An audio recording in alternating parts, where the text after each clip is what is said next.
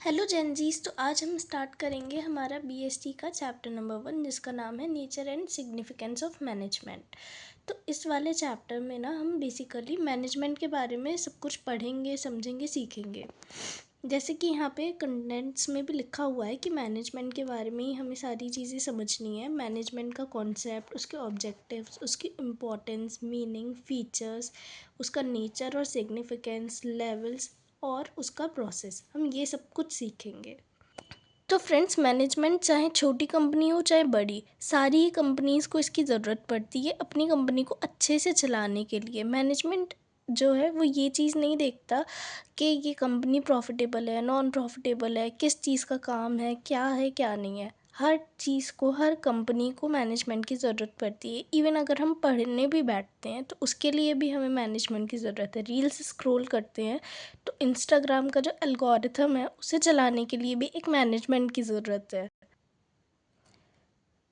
और मैनेजमेंट जो है वो काफ़ी सारे नंबर ऑफ़ सीरीज़ को कंक्लूड करता है। जैसे मतलब उसमें ना बहुत सारी चीज़ें आती हैं। प्लानिंग आएगी सबसे पहले, उसके बहुत सारे फंक्शंस होते हैं। Planning, organising, staffing, directing and controlling, ये उसके फंक्शंस होते हैं।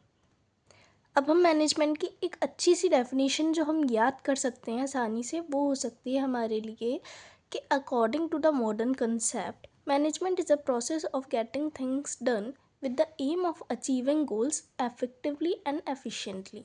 मतलब मैनेजमेंट जो है वो एक ऐसी प्रोसेस है, ऐसा काम है जिसके थ्रू हम जो हमारा काम है वो दूसरों से करवा सकते हैं अपने गोल को अचीव करने के लिए, कैसे इफ़ेक्टिवली और एफिशिएंटली। तो अब इसकी जो डेफिनेशन है ना, इसमें 3 मेन कॉन्सेप्ट्स आते हैं।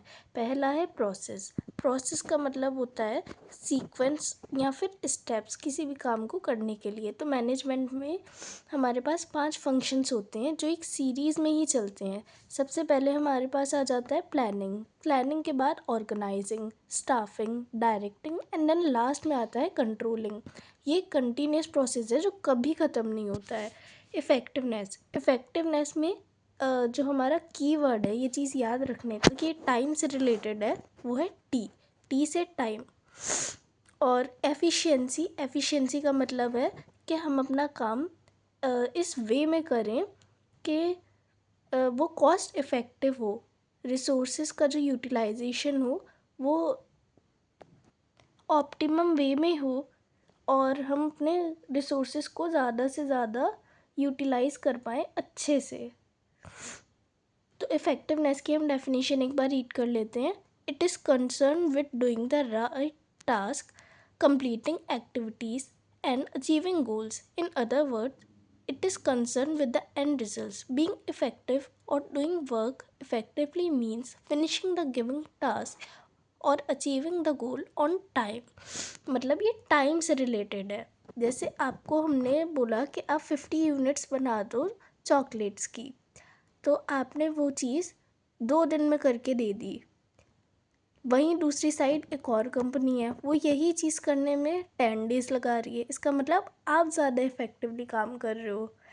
और efficiency, it refers to do the task in the right way with minimum cost and optimum utilization of resources. Efficiency involves cost benefit analysis. It focuses on deriving more benefits by using less resources. It insists on using less inputs such as money, materials, equipment, persons to get more output. Management is concerned with efficient use of resources because reduction in cost leads to higher profit. Efficiency में हम लोग ये नहीं देखते कि time कितना लग रहा है, हम लोग ये देखते हैं कि सबसे अच्छा तरीका क्या है जिसमें पैसे भी कम लग रहे हैं और हमारे जो रिसोर्सेज हैं वो भी अच्छे से यूटिलाइज हो रहे हैं। ऑप्टिमम यूटिलाइजेशन का मतलब ये नहीं होता कि पूरे रिसोर्सेज को ख़त्म कर दो। इसका मतलब होता है हम अपने रिसोर्सेज को अच्छे तरीके से यूज़ कर रहे हैं। अब हमारे पास अगर रिसोर्सेज कम है, जो कि लिमिटेड ही हैं, तो हमें हमारे रिसोर्सेज को इस वे में यूज़ करना है कि वो पूरी तरह से ख़त्म भी ना हो और पैसे भी कम लगे। एफिशिएंसी जो है ना वो कॉस्ट बेनिफिट एनालिसिस पे डिपेंड होती है। अगर हम ज़्यादा एफिशिएंट वे में काम कर रहे हैं तो पैसे भी कम लगेंगे, और पैसे कम लगेंगे तो प्रॉफिट ज़्यादा होगा। इसके बाद एक इम्पॉर्टेंट चीज़, ये 2 मार्क्स का क्वेश्चन आ जाता है कभी कभी, मीनिंग मतलब हम इसमें ना डिफरेंस देखना पड़ता है एफिशिएंसी और इफ़ेक्टिवनेस का। तो सबसे पहले मीनिंग देखते हैं।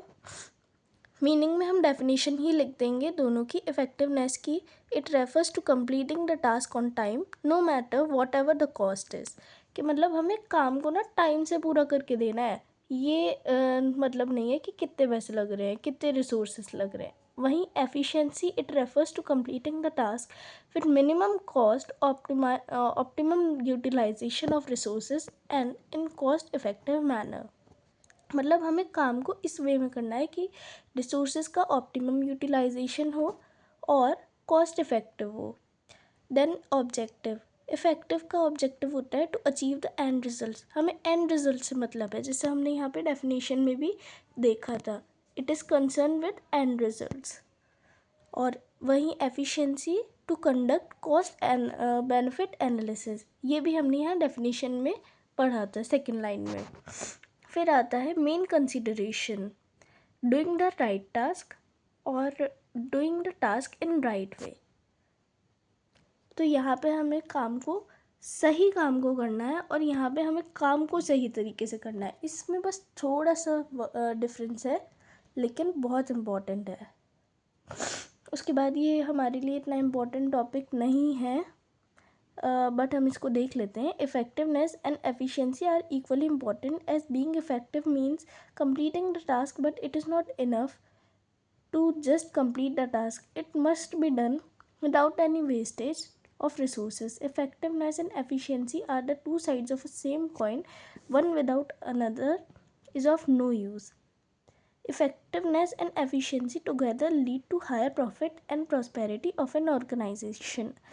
And failure of an organization is due to inefficiency and ineffectiveness.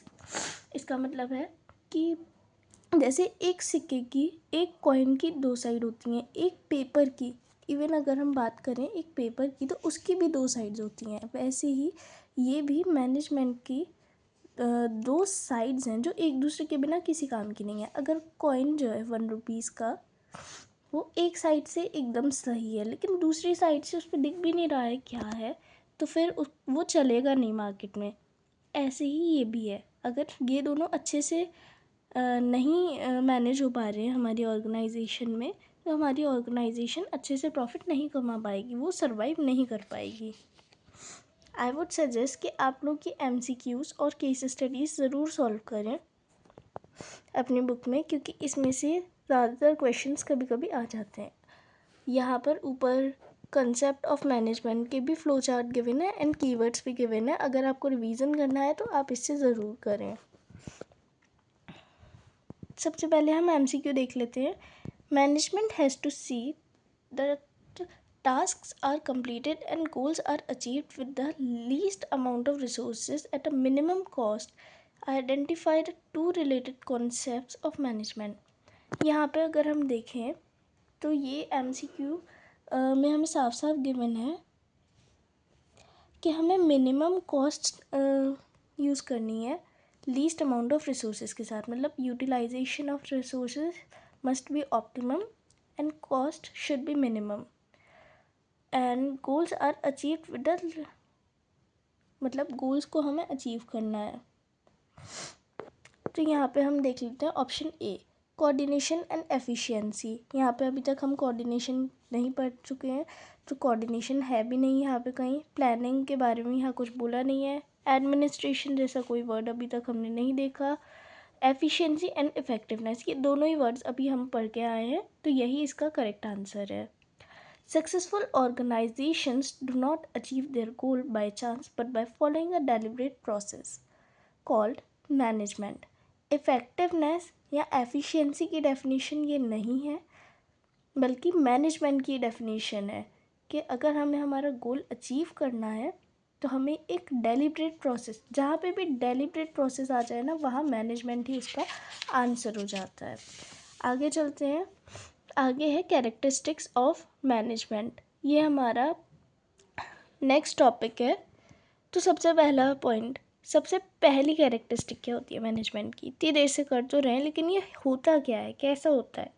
Management goal oriented process होता है। मतलब सबसे पहले हमें अपनी ऑर्गेनाइजेशन का गोल देखना होता है कि हमें करना क्या है एग्जैक्टली, और उसको अचीव करने के लिए हम मैनेजमेंट का प्रोसेस जो है उस पर चलते रहते हैं। Management always aims at achieving the organizational objectives. The functions and activities of manager lead to the achievement of organizational objectives. Management unites the efforts of different individuals in the organization towards achieving the common goals.